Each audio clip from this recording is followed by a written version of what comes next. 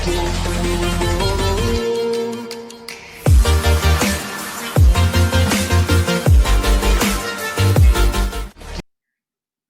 बच्चों, Hindi online classes में आपका स्वागत है। मैं doctor Sitaram Kumawat, associate professor, Hindi विभाग, government college Kaladera. BA part द्वितीय वर्ष की जो कक्षाएं हैं वो आपको मैंने विभिन्न कवियों पर वीडियो बना करके उनकी व्याख्याएं, उनके प्रश्न उत्तर जो है आपको समझाए हैं। इसी कड़ी में अगला वीडियो मैं कवि देव पर लेके आया हूँ। रीतिकालीन कवि, आचार्य और कवि दोनों हैं देव, उनके ऊपर ये वीडियो मैं प्रस्तुत कर रहा हूँ। रीतिबद्ध कवियों में जो है देव का एक प्रमुख स्थान है और देव का जो स्थान है रीतिकाल में वो बिहारी से और मतीराम से और भूषण से कम नहीं है। रीतिबद्ध कवि देव जो है वो इन्होंने जो अपनी रचनाएं लिखी हैं उन रचनाओं से इनके गांभीर्य का पता चलता है कि कैसे जो है इन्होंने अपने भावभूमि तैयार की है।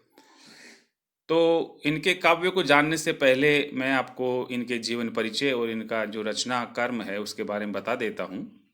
महाकवि देव का नाम जो वास्तविक नाम था वो देवदत्त था। कवि देव को रीतिकाल के श्रेष्ठ श्रृंगारी कवियों में माना जाता है। उनका जन्म सन 1673 ईस्वी में उत्तर प्रदेश के इटावा के दयोसरिया ब्राह्मण परिवार में हुआ। इनके पिता का नाम पंडित बिहारी लाल था और इनकी मृत्यु सन 1767 में हुई बताते हैं। इनके रचे ग्रंथों के आधार पर विद्वानों ने ये निष्कर्ष निकाला है कि इन्हें जीवन में बहुत भटकना पड़ा था और इन्होंने अपने आश्रयदाताओं के आश्रय में रहकर अनेक ग्रंथ रचे भी थे। इनके रचे ग्रंथों की संख्या कोई 52, कोई 72, कोई 80 बताते हैं, परंतु शुक्ल जी ने इनके 25 ग्रंथों की सूची प्रस्तुत की है। तो प्रमुख इनकी जो रचनाएं हैं वो इस प्रकार से हैं: भाव विलास, कुशल विलास, प्रेम तरंग, भवानी विलास, जाति विलास, अष्टायाम, प्रेमचंद्री, देवचरित्र, सुजान विनोद, देव माया प्रपंच, ये इनके प्रमुख रचना ग्रंथ हैं। देव कवि लक्षण ग्रंथ रचनाकार और सफल कवि दोनों ही रूप में प्रसिद्ध हुए हैं। कहते हैं इन्होंने अपने पहले लक्षण ग्रंथ भाव विलास की रचना 16 वर्ष की अवस्था में की थी। इनके ग्रंथों में भाव विलास, अष्टायाम, राग रत्नाकर, जाति विलास, रस विलास, काव्य रसायन, राधिका विलास, नीति शतक, नक्षिक, प्रेम दर्शन, वृक्ष विलास आदि प्रसिद्ध हुई हैं। यानी ये रचनाएं भी इनमें प्रमुखता से इनका नाम लिया जाता है। इन ग्रंथों में नायिका भेद, नक्षिक वर्णन, ऋतु वर्णन, रस अलंकार, शब्द शक्ति, काव्य, पिंगल, नीति दर्शन आदि का निरूपण किया गया है। परंतु इनका प्रमुख जो वर्ण विषय है वो श्रृंगार ही रहा है। इनके जैसा जो नायिका भेद इस युग में किसी भी कवि ने नहीं किया है। जो नायिका भेद किया है, नायिका भेद के ऊपर इन्होंने जो लक्षण बता करके जो है नायिकाओं के भेदों को रूपायित किया है वो इस युग के किसी कवि ने नहीं किया है। काव्य शास्त्र के क्षेत्र में इन्होंने कहीं परंपरागत मान्यताओं का समर्थन किया है तो कहीं नई मौलिक मान्यताओं की भी उद्भावना की है। सामान्यतः इन्हें शब्द शक्ति का मर्मज्ञ माना जाता है। वस्तुतः इनकी रचनाओं में इनके आचार्य रूप की तुलना में इनका कवि रूप अधिक उभर कर सामने आया है। देव को इस काल का एक अत्यंत उच्च कोटि का रससिद्ध कवि माना गया है। शुक्ल जी ने भी इनकी काव्य प्रतिभा की प्रशंसा करते हुए लगभग यही बात कही है: इनका सा अर्थ सौष्ठव। शुक्ल जी क्या कहते हैं देखिए: इनका सा अर्थ सौष्ठव और नवोन्मेष विरले ही कवियों में मिलता है। रीतिकाल के कवियों में ये बड़े ही प्रगल्भ और प्रतिभा संपन्न कवि थे, इसमें संदेह नहीं है। ये आचार्य शुक्ल ने इनके बारे में कही है। यद्यपि ये स्वच्छंद स्वभाव के कारण बहुत दिनों तक किसी राजा के आश्रय में नहीं रह पाए थे। अष्टायाम व भावविलास इन्होंने औरंगजेब के पुत्र आजम शाह के लिए लिखी, किंतु उनके आश्रय में रहना इन्होंने स्वीकार नहीं किया। उन्होंने भवानी दत्त वैश्य के नाम पर भवानी विलास लिखा गया। कुशल सिंह के लिए कुशल विलास लिखा गया। राजा भोगीलाल के लिए रस विलास लिखा गया। और सुजान सिंह के लिए सुजान विनोद जो है ग्रंथ लिखा। प्रेम चंद्रिका की रचना राजा उद्योत के लिए की। जाति विलास अपने भ्रमण पर आधारित पुस्तक है। कुछ पुस्तकें वैराग्य पर भी आधारित है। ये हुआ आप कवि देव का जो जन्म और उनका जीवन और उनकी रचनाओं का परिचय।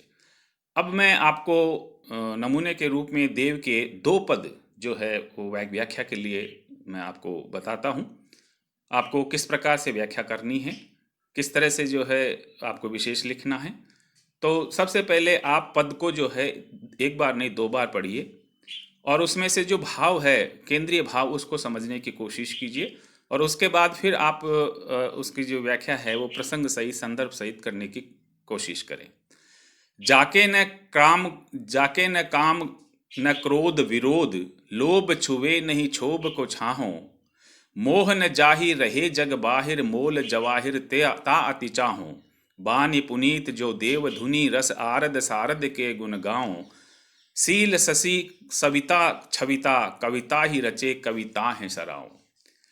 देखिए, कवि देव कहते हैं कि मैं ऐसे कवियों की जो है सराहना करता हूँ, मैं ऐसे कवियों की जो है गुणगान करता हूँ जिनकी कविताओं में मर्यादा, सील चंद्रमा के समान हो और छवि जिनकी, उनमें चमक जो है वो छवि सविता के समान हो, सूर्य के समान हो। सविता सूर्य और शशि चंद्रमा, छविता प्रकाश, सील मर्यादा, नीति। तो ऐसे जो कवि हैं उनकी कविताओं को जो ऐसी कविताएं रचते हैं उनकी मैं सराहना करता हूँ। और इन कवियों में ये गुण भी होने चाहिए जिनकी मैं प्रशंसा कर सकूं। जाके न काम, जिनके मन में काम भावना न हो, विषय वासनाएं न हो। न क्रोध, जिनको क्रोध आता हो। विरोध, जो अंतर्विरोध में नहीं जीते हों। लोभ छुवे, जिनको लोभ छू भी नहीं पाता हो। नहीं क्षोभ को छाहों, जिनके दुख की छाया भी जो जिनको स्पर्श नहीं कर पाती है। मोह न जाहि रहे जग बाहिर, और जिनको इस संसार से, सांसारिक भोग विलास से प्रेम नहीं हो और संसार में रहकर भी संसार से विरक्त रहें। मोह न जाहि, जिनको मोह नहीं हो, रहे जग बाहिर, और जो संसार से विरक्त रहते हों। मोल जवाहिरता अति चाहों, मैं उनको जो जवाहरात हैं, रत्न आभूषण हैं, उनसे भी अधिक मैं उनको चाहता हूं, उनसे भी अधिक मैं उनको प्रेम करता हूं। बानी पुनीत जो देव धुनि, और वाणी कैसी हो, पवित्र होनी चाहिए। कैसी, जैसे देवताओं की ध्वनि होती है। देव ध्वनि, वेदों की जो ध्वनि है, देवताओं की जो ध्वनि है, उस तरह से जो है उनकी वाणी में जो है पवित्रता हो। रस आरद सारद के गुण गाहों, और रस कौन सा हो, आरद, अर्थात करुणा रस में डूबा हुआ उनका काव्य हो।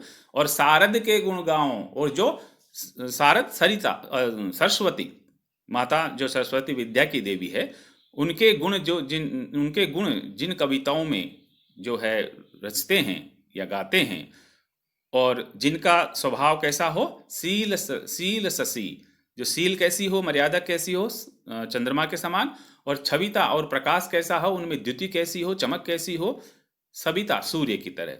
कविता ही रचे, जो ऐसी कविताओं की रचना करते हैं, कविता ही सराओ, ऐसे कवियों की मैं सराहना करता हूँ, ऐसे कवियों का मैं गुणगान करता हूँ। ऐसे कवि होने चाहिए। ये देव ने लिखा है अपने प्रथम जो है पद में।